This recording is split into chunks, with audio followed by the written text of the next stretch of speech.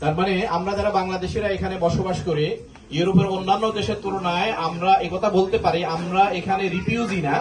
আমরা এদেশের গভর্নমেন্টের কার্যক্রম পরিচালনার জন্য আমাদের কন্ট্রিবিউশন আছে।